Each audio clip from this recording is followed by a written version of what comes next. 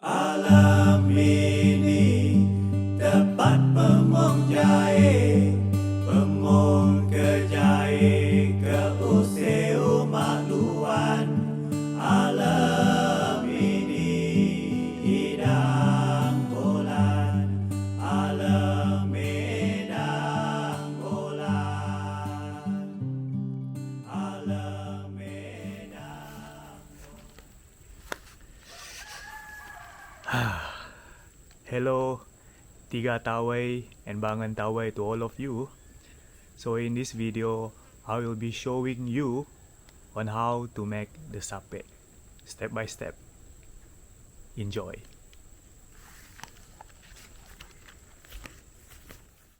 So here are the tools. You've got a carving knife and also a parang. Here's a beliong, or in English, a pickaxe. And here are some chisels in different sizes. These are a grinder and also a sander. And here's a chainsaw. So for this sape project, I will be using an ada wood. So the size of this ada wood is 4 feet long, 8 inches wide, and 4 inches thick. The ada wood can only be found in the deep jungle of Sarawak. And so far, the primary source of this wood can only be found in my village. First, I mark the middle point of the wood on 2 separate ends. You could either use a pencil, a pen, or a marker to mark on the wood. Then, I connect the points using an ink line. You could also use a long scale or anything straight, but I find the ink line more efficient. In order for you to not get your hands ink stained, I would recommend wearing gloves.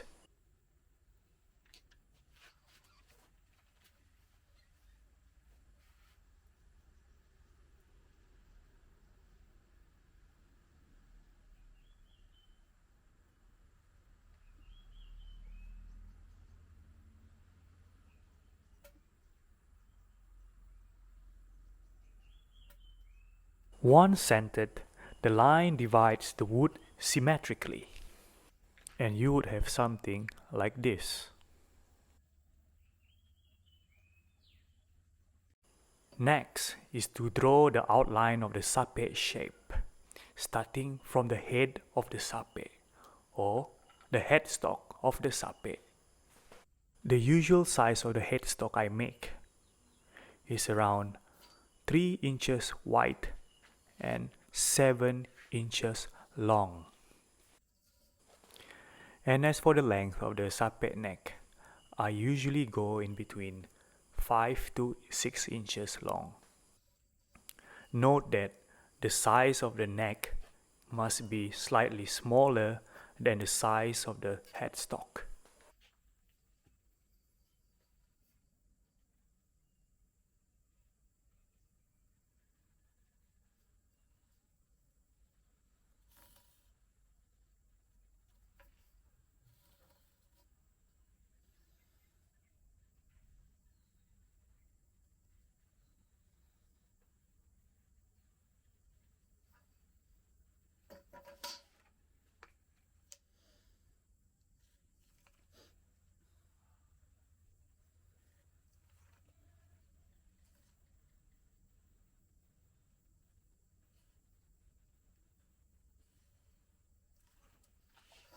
Now, the remaining length below the neck of the sape is around 32 inches.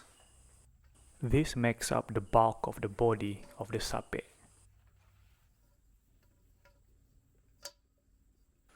The lines that I make below the neck taper towards the bottom end.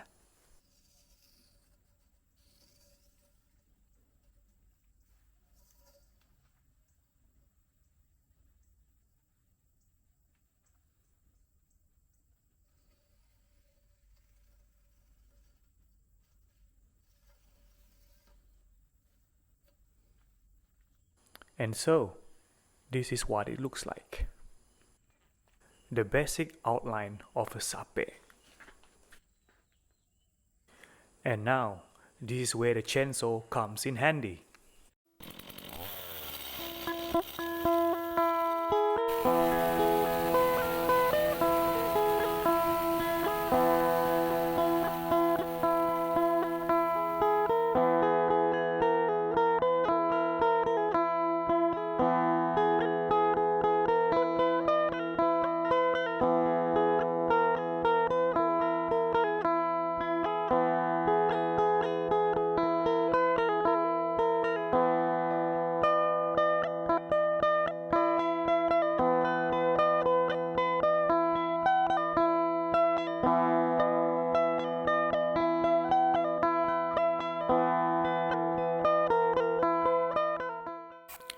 Here, I'm using a parang to shape the neck of the sape. And this is the back part of the sape.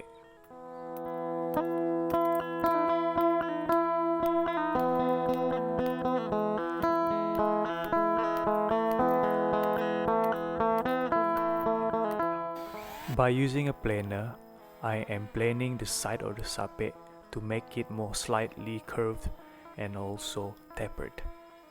This is to be done on both sides of the sape.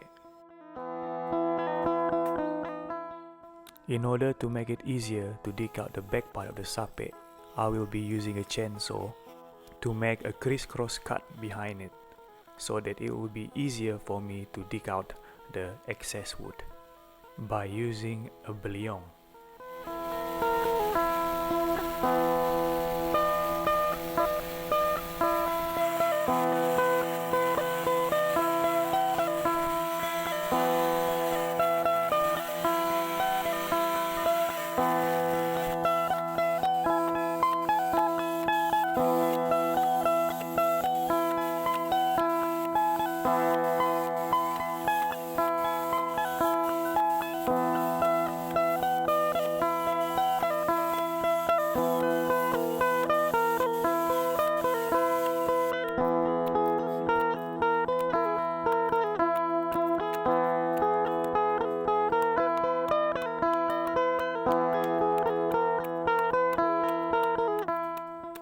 After digging out the back part of the sape, I will be using the chisel to level and also to carve out the sides inside the sape.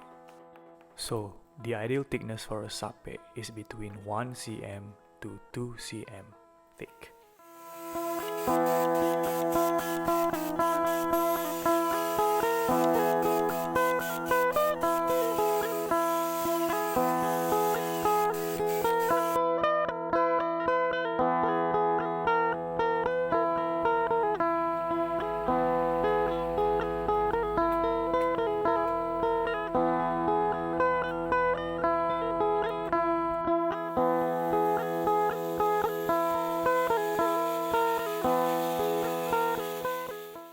To make the rough sape shape looking more neat and tidy, this is where the use of the grinder and the sander comes along.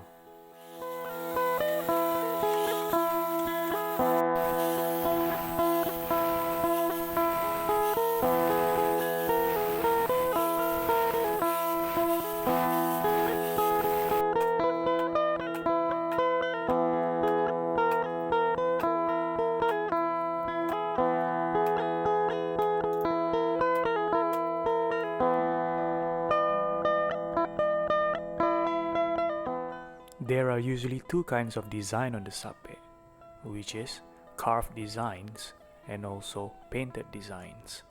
And as for this sape, I'm choosing to paint the design on it. In order to paint on the sape, you want the surface of the sape to be clean from oil and dust. Also, make sure that the surface of the sape is smooth.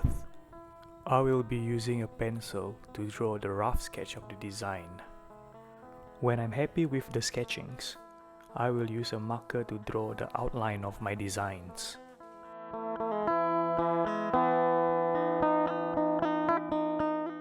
To make the design symmetrical and identical on both sides, I will be using a tracing paper and also a carbon paper to draw on the other side.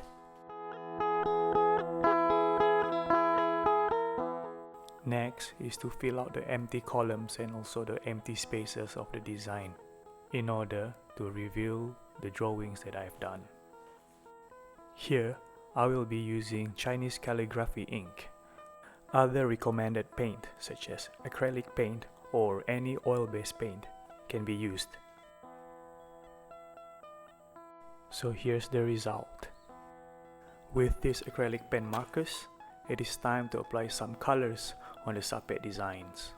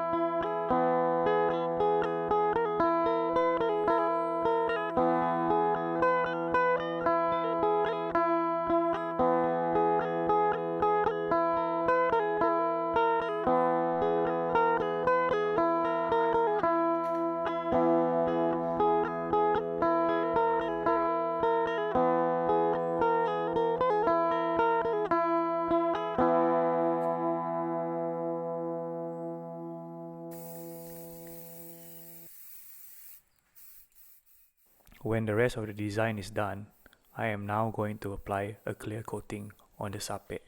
This is to ensure that the sape and also the design is protected. To do this, make sure to wear a face mask so that you will not inhale the fumes from the spraying. This small mechanism here is called the tuning machine, and this is to be fixed on the head or the headstock of the sape. The purpose of this machine is to tighten and also to tune the strings of the sape. Before screwing the tuning machine, make sure to place the tuning machine neat and tidy behind the headstock.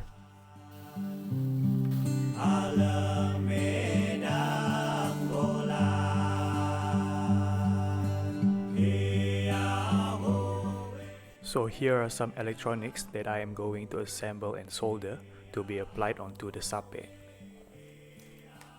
The purpose of these electronics is to amplify the sound from the sape into the speaker.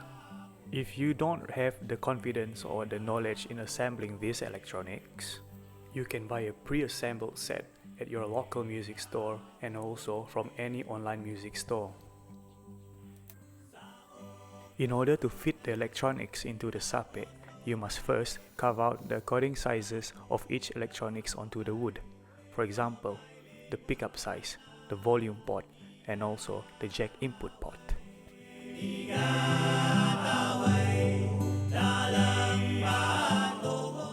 So now, this is how to apply the strings on the sape. The strings that I'm going to use are guitar strings. You can also use fishing lines made out of hard steel.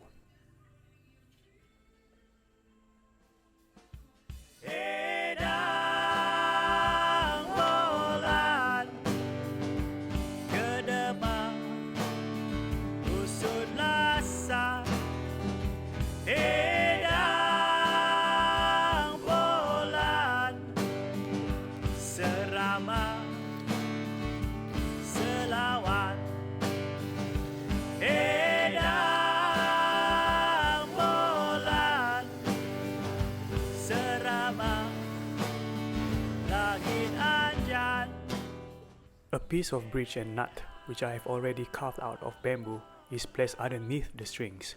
This is to rise and to avoid the strings from touching the sampe body. I will show you how to carve out the nut, bridge and frets after this. Sa o ke sungai, sungai limun kanan.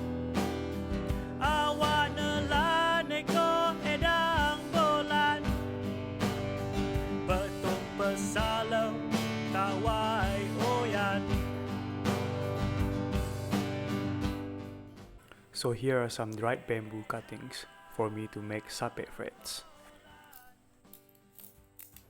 To make the frets, I must first split and carve the bamboo into the size that I want.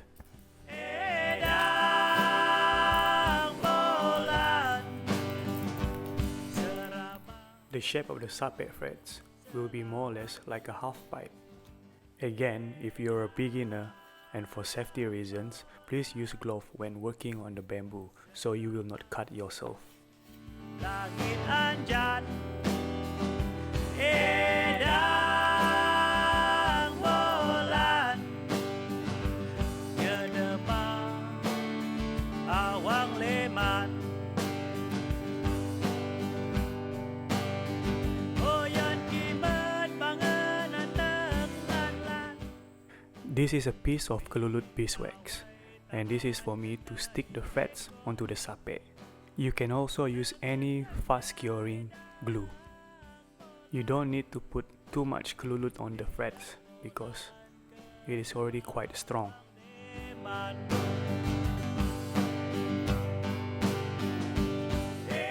For the second fret, make sure it is lower than the first one to avoid buzzing of frets when strummed.